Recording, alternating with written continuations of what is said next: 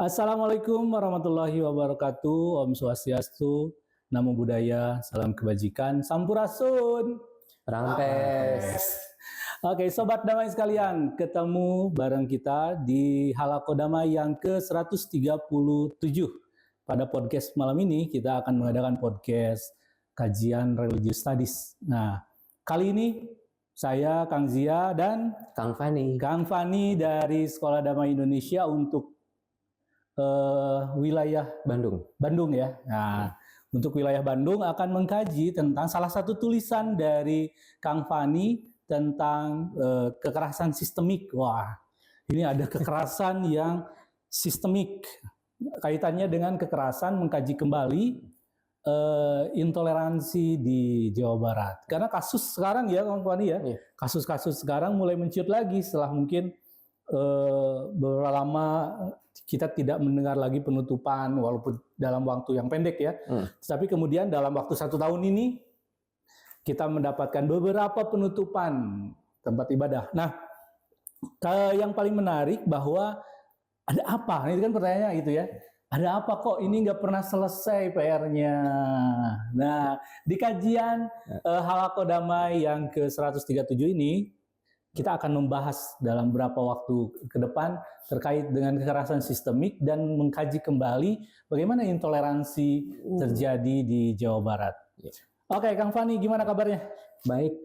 Senang sekali bisa bertemu Anda di sini setelah lama menghilang. Enggak juga. Enggak juga, ada kok. Ya, ada ya. Ada. Sekarang yang terbaru katanya pulang dari Belanda atau dari mana? Iya, pulang dari Belanda di minggu ketiga bulan Mei dari bulan April. Bulan Mei ya. Setelah itu rencananya berangkat lagi ya?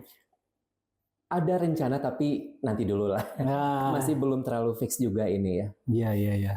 Kang Fani adalah salah satu senior di Skodi yang menggebu-gebu pengen studi lanjut. Oke, doakan ya sobat teman lancar dan sukses. Nah, memang salah satu dari yang saya cermati selama bermitra dengan Skodi, dalam hal ini Kang Fani ya teman-teman sekalian, beliau konsen pada isu-isu intoleransi, isu-isu radikalisme berbasis kekerasan, dan banyak tulisannya. Ini salah satu tulisannya dari mana? Diterbitkan di Koran Pikiran Rakyat tanggal 16 Juli. 16 Juli ya. Nah, sekarang kita akan bahas sebenarnya ada apa dalam kekerasan sistemik ini, karena kita tahu kekerasan sistemik ini artinya tidak serta-merta ada, gitu. Betul. Yang saya pahami, Kang Fani, kekerasan sistemik ini atau kekerasan struktural ini tidak serta-merta ada. Karena satu struktur bisa menjadi kekerasan karena ada orang-orang yang orientasi pada, gitu ya, orientasi pada kekerasan atau empati yang bisa membangun non-violence-nya kurang. Di satu sisi ini juga merupakan salah satu bentuk yang selalu terjadi berulang-ulang. Polanya akan selalu sama, pemicunya juga akan selalu sama, secara tatanan dan struktur itu juga sama juga. Menarik Sobat Damai. Makanya disebutnya kekerasan sistemik. Kita lanjutkan nih pembahasan dengan Kang Fani. Silakan Kang Fani, ada apa dengan kekerasan sistemik melihat dari fenomena berbagai kekerasan, insiden-insiden pada tahun ini 2025. Silakan Kang Fani.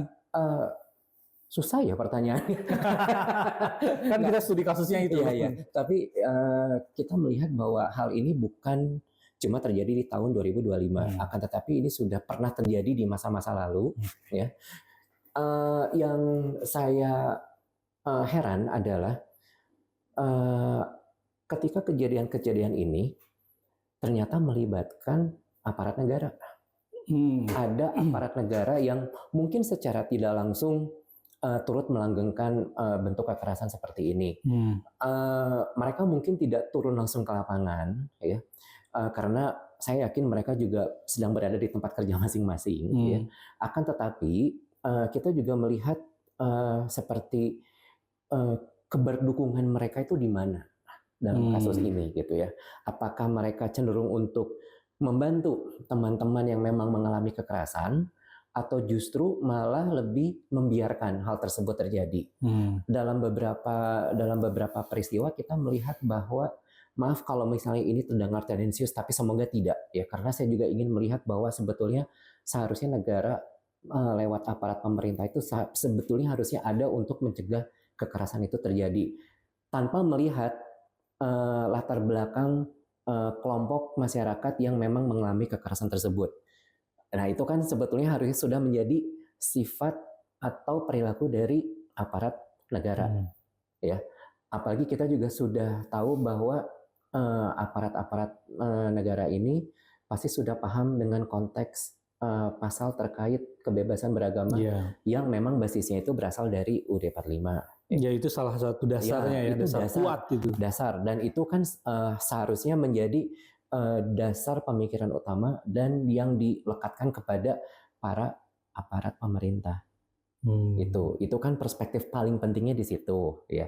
Nah, akan tetapi dalam beberapa kasus-kasus yang memang tampak di permukaan, kita kadang melihat juga ada provokasi dari ketua RT, ketua RW.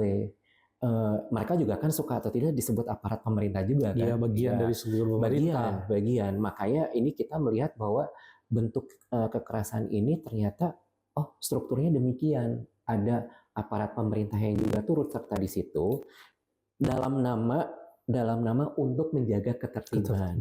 Sayangnya begitu. Tapi mereka luput bahwa sebetulnya ada loh sekelompok masyarakat yang membutuhkan bantuan untuk dilindungi hak mereka untuk beribadah dan melakukan kegiatan ibadah di situ. Nah, kalau misalnya memang kita merujuk kembali kepada pasal-pasal memang yang terkait dengan kebebasan beragama, dan di situ ada kewajiban negara untuk melindungi warga negaranya, dan itu merupakan sesuatu yang sangat wajib. Ya, iya tentu itu. Itu sangat disebut penting. Kekerasan sistemis karena tadi secara struktural itu seperti sudah terorganize, ya, dari waktu ke waktu bentuknya tetap sama, ya, dan pelakunya selain kelompok masyarakat atau ormas yang memang justru bukan bagian dari lingkungan di sana kebanyakan, lalu di sini ada juga kontribusi dari aparat pemerintah yang secara tidak langsung turut melanggengkan bentuk-bentuk kekerasan seperti ini. Makanya itu disebut kekerasan sistemik. Itu kali yang sering dimunculkan ya, di mana negara harus hadir dalam masalah ini, maksudnya dalam mengatasi masalah ini. Kan? Betul.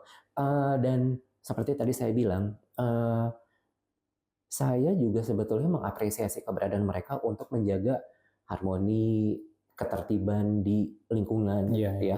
Akan tetapi kita juga harus mempertanyakan ulang bagaimana sikap mereka ketika ditanya lebih ke arah mana sebetulnya dukungannya. Apakah memang lebih baik menyuruh teman-teman yang, mohon maaf, yang dikatakan minoritas beragama, ya udah untuk sementara diam, tenang dulu, yang penting damai, tenang di sini. Tapi pada saat yang sama mereka justru abai terhadap ibaratnya gini, mereka justru lebih membiarkan kelompok-kelompok yang melakukan kekerasan. Nah, fenomena lainnya adalah saya melihat bahwa setelah kasus-kasus ini menjadi lebih viral, ada reaksi kan dari netizen, kan, ada reaksi dari netizen. Lalu kita juga melihat netizen juga sudah mulai kritis dalam melihat masalah ini, ya, sehingga mereka juga, kalau misalnya saya lihat dari komentar-komentar mereka di Instagram atau misalnya di Facebook atau misalnya di bagian sosial media lainnya, saya melihat netizen atau warganet juga sudah mulai terbuka tuh. Mereka juga berani untuk jauh lebih kritis terhadap siapa sih sebetulnya yang akan mereka dukung gitu di sini. Saya melihat bahwa mereka juga lebih cenderung untuk mempertanyakan kontribusi dari aparat pemerintah atau negara di sini. Ya, jadi harusnya ada dong untuk melindungi gitu kan. Nah, biasanya setelah viral, setelah muncul di permukaan, orang-orang sudah mulai pada kritis melihat fenomena seperti ini. Yang terjadi adalah aparat hukum seperti polisi, mereka juga sudah mulai menetapkan tersangka yang memang pada akhirnya dilihat, ternyata ketua RT RW-nya itu merupakan bagian dari tersangka juga. Gitu. Karena ada selentingan atau kabar yang menyatakan bahwa mereka turut memprovokasi warga untuk melakukan pembubaran atau penutupan rumah ibadah. Nah, seperti itu. Kang Fani tadi menarik, dan ini juga yang sebenarnya sobat teman-teman sobat Damai bisa kita amati. Jadi gini, bisa jadi ketika insiden terjadi ya itu sudah, maksudnya insiden itu terjadi kemudian ya memang terjadi provokasi dan lain sebagainya. Seringkali kita juga menemukan ada aparat negara yang memang misalkan malah memperkuat statement itu. Tetapi saya melihat ada harapan juga, maksudnya harapan seperti ini. Memang itu sudah terjadi, kita bisa menemukan oknum lah sebetulnya, atau ketidaksesuaian bahwa ini seharusnya sebagai warga negara dilindungi. Betul. Kenapa kok aparat negara tidak memberikan peluang, kesempatan agar ini tidak terjadi sampai pada kekerasan. Tapi kemudian sebagaimana tadi dikatakan oleh Kang Fani, selalu ada penindakan hukum selanjutnya, penegakan hukum selanjutnya gitu. Mungkin kita tidak puas semua, tetapi misalkan tadi polisi kemudian turun untuk menemukan ini siapa pemicunya dan lain sebagainya gitu. Tidak setuju boleh, tapi ketika itu sudah diekspresikan teman-teman dengan kekerasan itu hal lain. Iya. Nah, apakah di setiap kasus sejauh yang diamati oleh Kang Fani, ada nggak memang akhirnya ada penindakan, maksudnya ada penegakan hukum di sana gitu? Ada nggak gitu? Nah, biasanya kan kita suka mendengar bahwa dari setiap kejadian yang sudah ada, dari setiap kejadian kekerasan terhadap teman-teman minoritas beragama yang sudah terjadi, biasanya kan ada penetapan tersangka. Ya. Anggaplah ada 5 orang, 7 orang. Tapi kadang-kadang kita miss, ini tindakan hukum terhadap mereka apa gitu ya. Saya khawatir kalau misalnya tindakan hukum berikutnya itu ternyata berakhir hanya pada proses damai, ya. Kalau misalnya kita ngomongin proses damai, itu kan di dalamnya ada proses diskusi, musyawarah, lalu pada akhirnya mediasi. Mediasi, negosiasi, kompromi, udah gitu ya, udah kasus hilang begitu saja gitu ya. Padahal sebetulnya kalau misalnya kita mau ambil delik aduan lain, contohnya seperti perbuatan yang tidak mengenakan, perbuatan merusak properti orang lain, karena kadang-kadang rumah ibadah itu juga merupakan milik personal, milik pribadi yang kebetulan dijadikan sarana untuk yuk kita berdoa bareng di sana gitu ya, atau misalnya untuk belajar agama bareng di sana gitu. Masyarakat selalu berdalih bahwa ini terkait masalah izin kan? Iya, selalu saja memang itu yang pertama kali dimunculkan. Ya, selalu itu masalahnya izin. Tapi mereka lupa bahwa itu merupakan salah satu bentuk ranah properti pribadi di mana itu tidak boleh diganggu gugat. Nah, jadi kalaupun misalnya pada akhirnya kasus-kasus ini bisa jadi gugur hanya gara-gara mediasi, negosiasi, kompromi antara dua belah pihak, dan pada akhirnya akan ada komitmen, yuk mari kita sama-sama menjaga damai gitu. Tapi mereka lupa bahwa ada satu delik penting di mana mereka telah melakukan perusakan properti orang lain yang sebetulnya itu bisa diadukan secara hukum dan itu sangat eksplisit kan.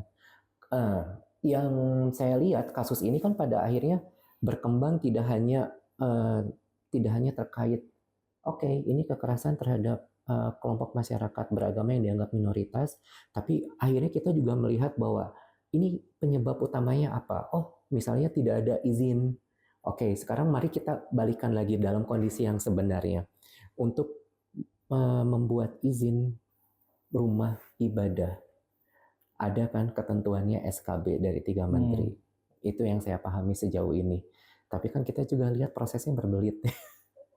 Prosesnya berbelit gitu. Jadi harus minta izin dari lingkungan sekitar segala macam. Dan apakah itu juga bisa mencapai konsensus, bisa turunnya IMB, bisa jadi IMB turun, tapi pada akhirnya apakah itu bisa dilegalkan? Pada akhirnya bisa jadi tidak. Gitu. Nah, ini apakah berlaku untuk semua agama? Atau sebagian agama? Aduh, ini your question is so tricky actually. Jadi kita juga betul. Tapi nanti kita juga harus lihat juga. Maksudnya begini, dalam beberapa kasus terakhir yang kita temukan bahwa ini sebetulnya menyasar kepada rumah pribadi yang pada akhirnya dijadikan rumah doa. Nah, kalau secara struktur legal, rumah-rumah tersebut kan memang sebetulnya tidak akan difungsikan untuk menjadi bangunan ibadah secara resmi, hanya sebagai bagian pribadi yang memang dikontribusikan untuk kegiatan pelayanan doa, ibadah. Bukan berarti dia akan menjelma menjadi mungkin seperti gereja secara resmi ya gitu. Tapi itu tetap merupakan ya saya sih ngelihat fenomenanya seperti rumah biasa dipakai untuk pengajian. Bukan berarti rumah tersebut akan menjadi masjid kan? Iya. Ya kalau kita bandingkan mungkin seperti itu ya. Betul. Jadi maksudnya kalau saya bilang yang namanya kegiatan agama dan itu kan kegiatannya sangat internal. Sangat internal. Yang diundang pun pasti terbatas. Gitu kan. Kadang saya juga mempertanyakan kalau misalnya orang-orang mengeluhkan bahwa ini tidak memiliki izin kegiatan, apakah memang kita perlu mengajukan izin kegiatan untuk melakukan kegiatan ibadah yang sifatnya kalau bagi saya itu sangat personal ya, dan undangannya pun saya yakin itu tidak terbuka ya, tidak semua orang bahkan tidak bisa masuk ke situ, bahkan orang yang ibaratnya beragama sama pun belum tentu bisa ke situ karena mungkin tidak diundang kan ya. Nah, ya itu yang pertama. Yang kedua, ketika masyarakat atau misalnya aparat mulai mengeluhkan bahwa ini akan mengganggu ketertiban. Dalam hal apa mengganggu ketertibannya? Kita selalu ada dalam narasi itu kan? Iya, betul. Ya. Nah, dengan pola-pola seperti itu, makanya kita bisa konklusikan bahwa hal ini terjadi secara sistemik. Secara sistemik iya, secara struktural juga, belum lagi ditambah dengan peraturan-peraturan daerah yang memang tampak mendiskriminasi keberadaan kelompok umat beragama lain. Begitu. Ya, memang salah satu yang kekhawatiran saya secara pribadi juga, Fani, kalau melihat seperti ini. Ini kan seperti teori jungkat-jungkit ya. Betul. Jungkat-jungkit gitu. Iya. Mungkin di satu sisi, di satu daerah, misalkan peraturan atau secara struktur masyarakat dalam arti organisasi masyarakat misalkan menekan satu minoritas tertentu ya, ditekan, misalnya tertekan kaitannya dengan susahnya izin untuk ibadah gitu ya, melakukan doa dan lain sebagainya di dalam satu tempat. Intinya mereka mendapatkan satu tempat untuk ibadah.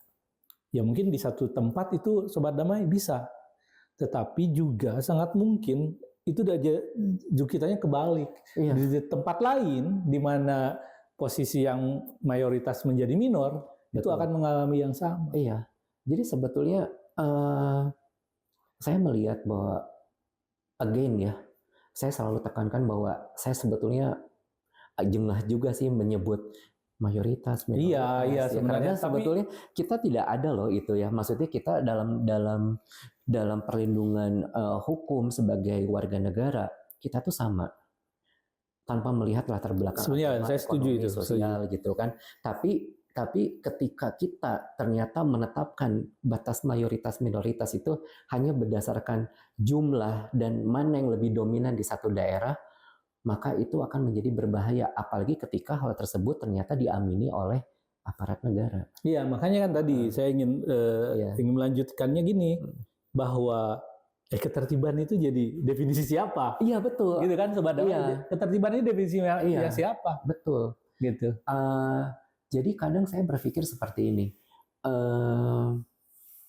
Apakah kegiatan agama tersebut atau kegiatan ibadah itu bisa sampai mengganggu orang sedemikian rupa sehingga itu perlu dibubarkan, atau apakah ada kekhawatiran, contohnya misalnya kalau misalnya yang melakukan acara doa atau ibadah itu adalah teman-teman yang mungkin yang terakhir itu di Sukabumi Kristen, apakah mereka dikhawatirkan akan merekrut masyarakat lokal untuk menjadi bagian dari mereka secara agama atau apa? Padahal kan tahapan untuk menjadi seseorang penganut agama Kristen pun itu bukan perkara yang mudah gitu kan. Ada tata caranya, ada cara belajarnya seperti apa, edukasinya itu seperti apa. Nah, jadi betul sih tadi kalau misalnya kita mau ngomongin masalah ketertiban, ini ketertiban versi siapa? Ya. Dan siapa yang membunyikan narasi ketertiban ini gitu kan. Nah, lalu kembali saya akan bertanya ulang, kalau misalnya saya akan kalau misalnya saya berada di posisi mereka gitu di situ, seperti yang ibaratnya dibubarkan, saya akan bertanya seperti ini, seberapa mengganggunya kami? Ya. Iya, kami kan melakukan acara ibadah itu sangat tertutup gitu ya. Apakah itu juga perlu laporan kepada masyarakat setempat gitu? Manakala juga kita harusnya melihat bahwa kegiatan ibadah atau doa itu merupakan kegiatan yang sangat personal. Jadi apakah kita perlu gembar-gembor gitu ke masyarakat bahwa ini loh dengan surat izin gitu, itu kayaknya formal sekali gitu ya. Padahal kan ya Amin, selain itu kegiatan yang sangat personal, itu kan adalah satu kegiatan yang menghubungkan antara mereka dengan Tuhannya gitu kan. Untuk berbagi, untuk saling bercerita satu sama lain gitu ya. Ya, saya sempat beberapa kali ya, setidaknya ya dengan yang berbeda agama. Kemudian salah satu pembicaraan ya teman-teman sekalian, jadi saya melihat juga ini terlepas ada, saya setuju ada kekerasan sistemik, ada harus menegakkan hukum untuk ini kan, seperti itu. Tapi dari sisi iman mereka, ini memperkuat mereka. Jadi bagaimana? Karena ada satu dilema yang sangat sangat krisis, betul. Karena dia bagi korban kekerasan misalkan yang di Sukabumi, itu satu sisi dia harus menghadapi bahwa dirinya mendapatkan trauma, mendapatkan kekerasan. Pasti. Tapi sisi lain dia juga menyadari bahwa dia harus tetap terhubung dengan masyarakat. Karena dia menjadi bagian masyarakat. Iya. Kan keren banget itu. Dalam posisi dia sebagai korban. Gitu kan, karena kebijakan, karena alasan ketertiban. Betul. Gitu. Betul. Nah, di mana itu semua tidak bisa dia kontrol. Tapi ada satu yang menarik, ya pernyataan salah satu teman ya, salah satu teman sebagai seorang tokoh juga, itu kita perlu melihat bahwa ada satu dinamika di dalam dirinya, resilience yang kuat. Ya, itu juga harus dihargai maksudnya. Jadi bagaimana dia menghadapi itu, tapi dia tetap tidak membenci, dia menahan dendamnya karena perlu kasih untuk tetap dipertahankan di sana. Nah, jika kita empati dan melihat ke dalam dilema traumatis bagi orang yang korban, seharusnya kita bisa mengizinkan gitu, mereka untuk mendapatkan haknya sebagai waris sivil untuk beribadah, gitu, suruh berbagi di tanah Indonesia, gitu, berbagi kesempatan. Saya kan udah jelas kan waktu ibadahnya agama ini, waktu-waktunya sudah jelas. Menurut Kang Fadi gimana? Apakah ada harapan nggak selain dari secara personal lalu mungkin secara struktural tadi menghadapi ini semua? Ini akan menjadi tahapan yang sebetulnya tahapannya saya pikir bisa jadi mudah. Karena saya yakin agama apapun itu tidak akan mengajarkan bentuk-bentuk kebencian. Agama juga menyiratkan adanya hubungan manusia yang saling berbeda bangsa, berbeda suku. Tuhan juga menciptakan kita sangat beragam dan berbeda. Itu sebetulnya menjadi salah satu kunci mudah untuk mendeliberasi atau untuk memahami bahwa kita memang sudah berbeda satu sama lain. Tapi apakah dengan perbedaan tersebut, dengan keberagaman tersebut, itu akan menjadi satu basis untuk melakukan kekerasan? Tentu tidak. Agama kan menyiratkan bahwa kamu tuh kalian diciptakan secara bersuku-suku dengan segala perbedaan itu untuk saling mengasihi, berhubungan satu sama lain gitu kan. Terlepas dari apa kepercayaan dan agama yang dianut. Itu basis yang memang sudah ada dalam agama. Iya, betul. Nah, itu seharusnya kalau misalnya memang kita teladani nilai-nilai itu, seharusnya kan itu ada dalam mindset, pikiran kita, perilaku kita terhadap satu dan lain ya. Nah, tapi kan kenyataannya tidak selalu berjalan dengan demikian. Iya, betul. Walaupun kita juga mendapatkan pendidikan agama di sekolah ya. kita nanti lihat nih, ini pendidikan agama di sekolah ini tujuannya buat apa? Apakah lebih untuk mempertajam ritual, keimanan, atau justru bisa jadi pendidikan agama itu justru akan menyarankan untuk melihat keberagaman dan keberbedaan satu sama lain sehingga pada akhirnya muncul yang disebut damai dan harmoni itu. Ya.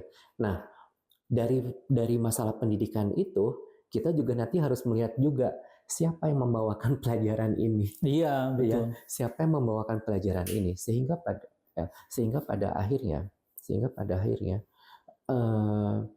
hal-hal seperti itu sebetulnya harusnya bisa meretas kecurigaan yang pada akhirnya menjadi basis untuk melakukan kekerasan. Ya. Basisnya adalah kecurigaan, lalu menjadi benci.